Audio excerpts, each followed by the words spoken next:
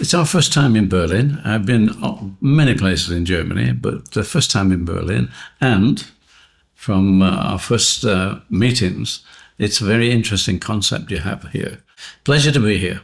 Thank you very much. Startups, cooperation, and small businesses all face change all the time. What common mistakes do you see in how businesses handle transformation? I think the biggest problem with startups is that it is tough. And the biggest problem is people give up. You've got to be able to stand the pain. All right. You know, there's a pain though in this idea. It didn't work. The next idea, it didn't work. Why did it not work? So if you continually ask the question, why did it not work?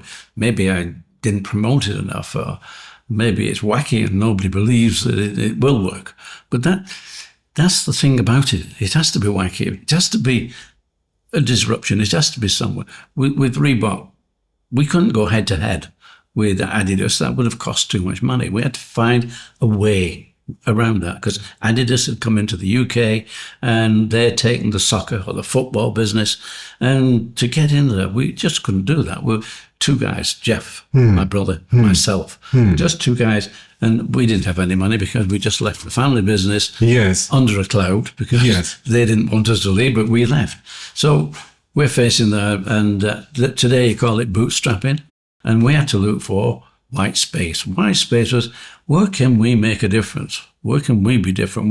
Where's the space for us? So we went into areas in the north of England. There are some sports that are just in the north of England.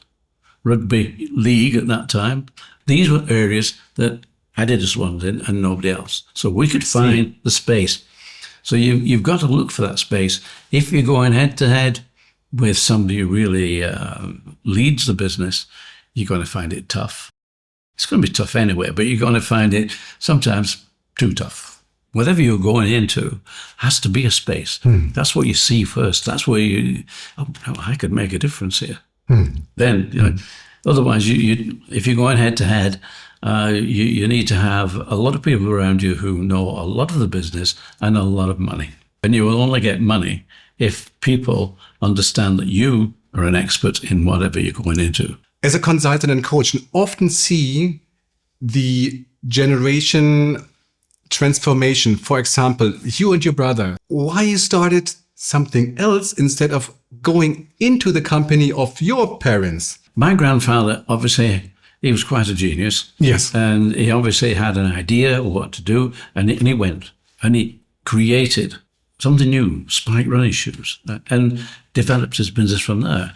And what he probably didn't know what influences were, but he actually did know what influences were. He just didn't have the word. He knew that, this guy wins races. He's a good athlete. I'll give him some shoes, and people will see what he's wearing and they'll buy my product. So influences, we can go right away back to grandfather. So that was brilliant. His two sons were 6 years apart, and they don't talk to each other. They don't work with each other. All they were doing, they took whatever grandfather got. And my grandfather died at the age of 53, so he wasn't very old. I never knew him. And they took that business and all they did was continue what he did. They didn't start thinking, how do we evolve the business? In a way, Jeff and I were lucky. After the war, we had national service. And we went away from the business. So you have to start thinking for yourself, looking after yourself, and you learn something different. So that when we came back from doing national service, what did we see? All of a sudden, we recognized that father and uncle didn't get on, and that was bad. Wow, this is bad for the company. In fact, the company was going nowhere. So whilst we've got the history of the family business, and I said to my father, we've got to change, we've got to do something. We've got to move on. We have to do it. But my father said, look, when your uncle's gone and I'm gone, this business will be yours. You can do what you like with it. And I said, Dad, number one, we don't want you to go. That's not the plan. But this business will be gone long before you have.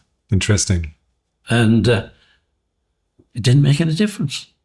It did not make any difference. I couldn't get anywhere with that.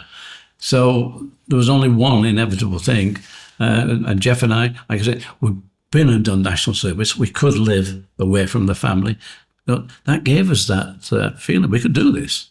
We didn't have the backing of the family. In fact, we had the opposite. I mean, I stepped back from Reebok at 55 because as far as I was concerned, yes, I was still useful, but you need young people, new ideas, new thoughts. People have to challenge things. Yes. Jeff had gone through shoemaking. I'd gone through shoemaking. We could see there were gaps in the market. We could see that there were some areas here that we could make a difference. The white spaces, you said. The white spaces. We actually went to college in the evenings to learn a bit more about how to make them. And the best thing about going to college was we met a lot of people who not only told us how to make shoes or helped to make shoes, but when we actually stepped into our own business, where do we get leather from? Where do we get this material from? And if we didn't know, we went to the college and asked somebody. Oh yeah, you got to go and talk to this guy. So we had a door open. They'd open the door. We could go and talk to somebody. So if I could give advice to anybody, is make sure you've got access to the educational side of your business, so that you can go back and ask a few questions. What do you think is the biggest barrier for organizations that struggle to adapt? Comfort zones. They get into comfort zones. They think, well, we're doing all right. Why do we need to change? And I think that's one of the biggest problems. They don't see the train coming at them. The end of the tunnel is not the end of the tunnel. It's a train coming at you. You're going to be hit by something. And that's complacent. And you can almost say that my father and uncle were that way. They had a nice business. It's going well. Grandfather had made a really good grounding for it. It was global. Wall Street was global. But they couldn't see the fact that there were changes coming. You've got to be able to find the future and define it yourself, rather than try and say, well, we can see what somebody else is going. Okay, it's going that way. How do we do that without just being a copy? Can you learn something like it?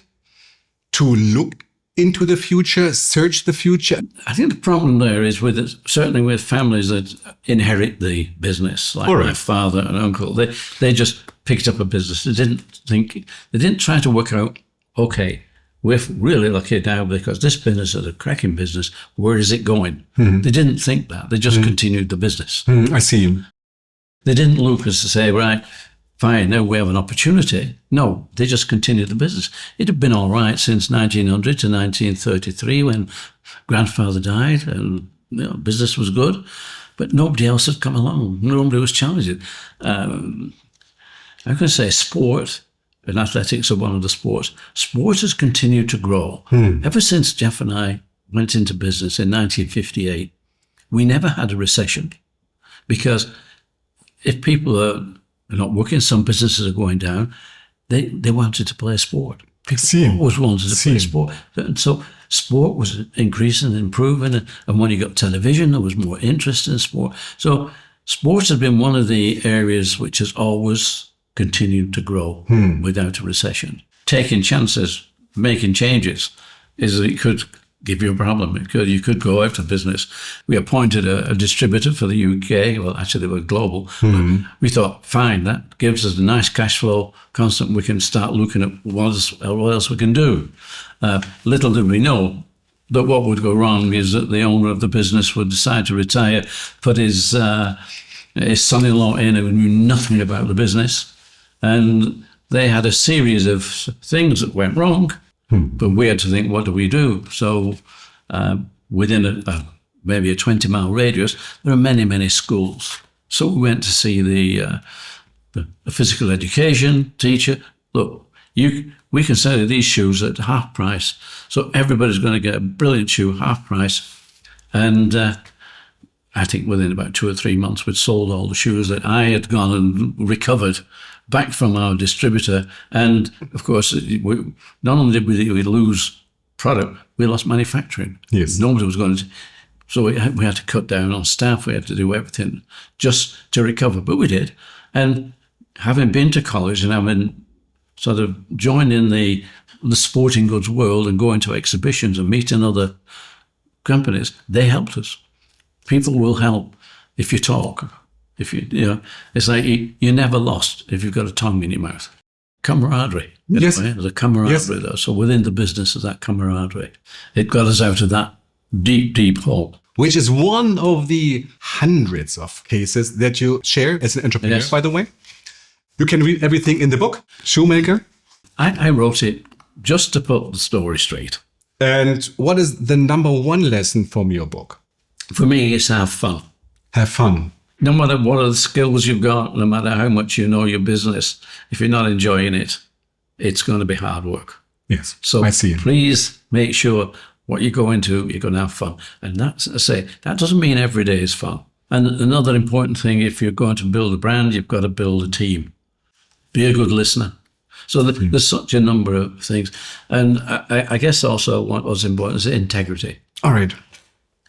Integrity is one of those musts that if you've not got integrity, so if you tell people one thing and then you don't go through with it, and you don't tell them why you go through with it, because sometimes we'll have to take a bit of a deviation. I see. But integrity is so important. So people know that what you say is honest and true. Do you think the ARC framework could help? Because you have the ARC framework in mind. It's Right. the DNA that you have. The ARC principles, which are in the book, Evolving Forward, of course, are in your mind. Right. In that generation, we didn't have business books. People didn't talk about in business. You didn't have angel investors. You didn't have any form of investor. You had to go to the bank. The bank didn't take risks. You needed collateral. We didn't have collateral. So all these things that now you can go to angel investors. Now you can find money.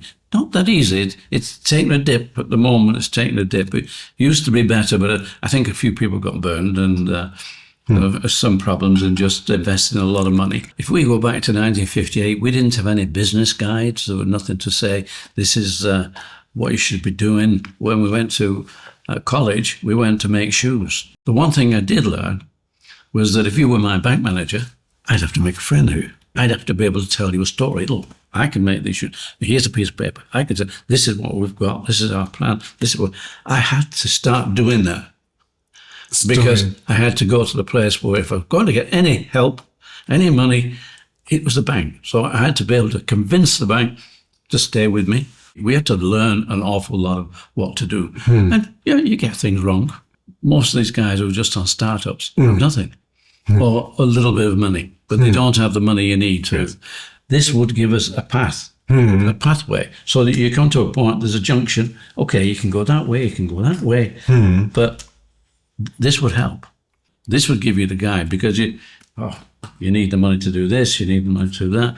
And so really, it helps you put a plan down and you can start looking at that plan. And if you look at where do you get your seed money from, if you needed money, look at the plan and see how what would happen if you went along a certain path. Where are you going to get your money from? Yes. And I think it's very important. What made you decide to work with me and support ARC and support the book? Well, I don't read many business books because I think where I am in life now, I've either learned all I need to learn, but when I looked at your book, I thought this gives you a picture. This is not just words. This is a picture. You can picture your way through it. And, like I say, a picture's worth 1,000 words. Yes. And it is. And these are pictures that give you a feel of what you need to go on to next, what you need to consider, all these things. So that picture, I thought, well, this is a real good way to show an entrepreneur what the good things are, what the problems will be, or could be, what to look out for, and how we, as Reebok, answered those problems. Yes. They can look at this, and it's a simple roadmap. This will give you a guide on how you would like to progress. The problems we faced, we did look at those problems and look at them as an opportunity rather than feel depressed and say, oh, what can we do? It was never what can we do. It's, okay, how do we change? How do we make this work? And I think it's that adaptability. You've got to be ready. And this gives you that, as it says, adaptive roadmap. It gives you that adaptability to be be conscious of the fact that the road will not be straight and there will be forks in the road and you might make the wrong decision. And don't be worried about the wrong decision, because the sooner you learn that that's the wrong decision, the sooner you can change. And if you're enjoying it, you'll soon find your answer. I'm honored, that's what I want to say, that you be part of the book. You give the foreword, Right. which is great, very great. You have to read only for the foreword, by the way. What makes Evolving Forward different from other books? Well, I'm not able to tell you what your business is going to be. I'm not able to tell you how successful you're going to be. But what I can do is say, I'm on your team. You can say, knock on the door and say, oh, and my co-partner is Joe Foster, founder of Reebok. And that allows the door to open. So if I'm any use to anybody, the use of the founder of Reebok, people open doors. People listen. Instead of who? It opens doors. So I realize that I'm probably useless at business now. I'm probably too old, but I just have that point that as a founder of Reebok, well, he's done it and it opens the door. But the person going through the door has to have the skill to close that argument, to get that decision, not me. One going through the door. And so if somebody's got a really good idea like this, to get the door open, you say, oh, Joe Foster's on my team. Well, I mean, you've done the case study on Shoemaker, and it amazes me. It makes me realize exactly what we went through and exactly how we survived. I know I wrote the story, so I must know how that happened, but this puts it in pictures. And I'm quite simple that way. I love to see pictures. I love to see this. Wow. You don't have to read a business book to read this. It's simply, this is how to, okay, you can then go deeper into the book to go deeper into any of these questions or any of these answers. Exactly. And that's the beauty. You can be selective. Oh, I want to read about this. How did this happen? And so you can go and dig that out.